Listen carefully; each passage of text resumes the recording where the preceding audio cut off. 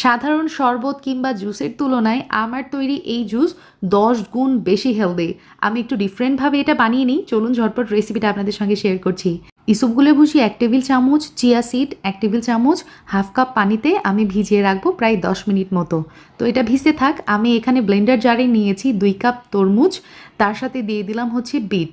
এখানে প্রায় 6 থেকে 8টা বিটের টুকরো ব্যবহার করেছি, ধনিয়া পাতা, পুদিনা পাতা, 2টা একদম কচি কাঁচামরিচ, লেবুর রস ব্যবহার করেছি 2 চা চামচ মতো, আরও দিয়ে দিলাম বিট লবণ একদম 1/4 টিস্পুন, লবণ ব্যবহার করেছি 1/4 টিস্পুন, আরও লাগছে আমার চিনি। আপনারা চাইলে কিন্তু চিনিটা অ্যাভয়েড করতে পারেন। চিনি ব্যবহার করেছি 2 টেবিল চামচ এবং পানি ব্যবহার করেছি হাফ কাপ। সব কিছু একত্রে খুব ভালো মতো ব্লেন্ড করে নিয়েছি।